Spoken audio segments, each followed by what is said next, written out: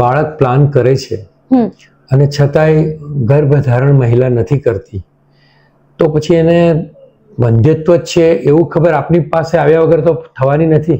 એટલે આમાં કેવું છે કે જો એ લોકો વર્ષ એકથી ટ્રાય કરી રહ્યા છે અને પ્રેગ્નન્સી નથી રહી તો કોઈક રીઝન તો છે જ, આઈધર મેલમાં નહીં તો ફિમેલમાં. બિલકુલ.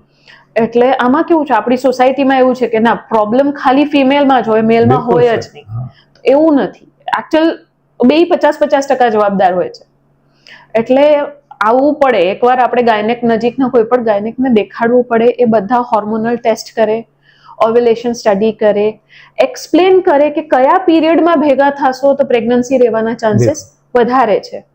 મેલનો સ્પર્મ કાઉન્ટ જોઈએ, કેમ કે હવે કેવું થઈ રહ્યું છે કે સ્ટ્રેસને કારણે ઘણા બધા મેલમાં સ્પર્મ કાઉન્ટ ઘટી રહ્યા છે વિધાઉટ નોઈંગ ધેમ. એવું નથી કે એમને ઇરેક્શન ડિસફંક્શન, ઇરેક્ટાઇલ ડિસફંક્શન હોય કે એવું કશું નથી, બટ સ્ટીલ સ્પર્મ કાઉન્ટ ઓછા આવે છે.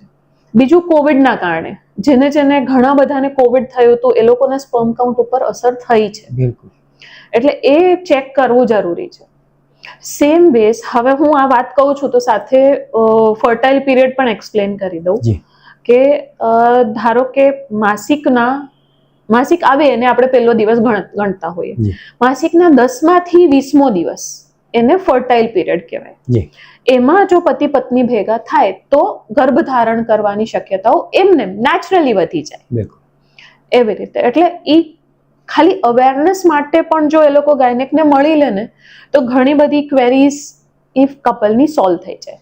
અને ઇન્ફર્ટિલિટી માટે આપણે જ્યારે કોઈ ગાયનેક પાસે જઈએ ને તો આમાં કેવું થાય, એ ફિમેલ સાથેની જનરલી સાસુ આવતી હોય. આઈડિયલી જ્યારે આપણે વ્યંધત્વ નિવારણ માટે જતા હોય તો હસબન્ડ વાઈફે ભેગા જવું જોઈએ.